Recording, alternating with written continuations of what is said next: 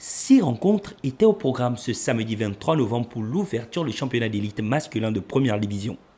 Désormais joué dans un format à poule unique, les oppositions du jour étaient déterminées à faire bonne figure devant les supporters qui ont pris d'assaut les installations sportives abritant les rencontres. Dans l'estuaire, le stade Monédon de Siban plein à craquer a vu en début d'après-midi l'AOCMS du coach Sima Stéphane affronter les miniers de l'AS Mangasport qui voulaient marquer un grand coup à l'extérieur. Un match de relance qui s'est ressenti sur la performance des deux équipes qui se sont séparées sur un score de 0 but partout, se partageant les premiers points de la saison. Dans le Wellington, le Nordico opposant l'USB à Luso a répondu aux attentes des supporters qui ont envahi les tribunes de Gaston Péril. Les buts de Ngopi Benga et de Ngombe pour l'Union sportive de Bitam seront suffisants pour faire la différence face à un voisin qui trouvera le chemin défilé par l'entremise de Mburu Mpassi.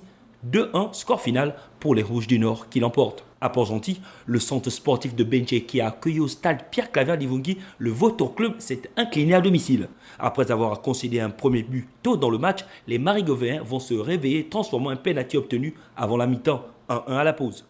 Au retour des vestiaires, les Charognards vont passer à la vitesse supérieure grâce à Clay Mbakoro qui fixe le gardien de Benché et sécurise les 3 points pour son équipe. Quant au champion de la saison 2018-2019, l'AS Bouinguidi, le club logovéen s'est imposé sur la plus petite des marges face à l'Ambaréné FC au stade Tatamigolais de Koulamoutou, 1-0. Le stade Mandi, exempté de match lors de cette journée, a pu saisir cette opportunité pour observer ses futurs adversaires avec attention. Si les rencontres entre Asdi Kaki et CF Moulana à Mouila ont été reportées pour le mardi 26 novembre prochain, celle prévue entre le FC 105 et l'Ozosport n'a toujours pas connu d'épilogue et pour cause des irrégularités administratives de part et d'autre.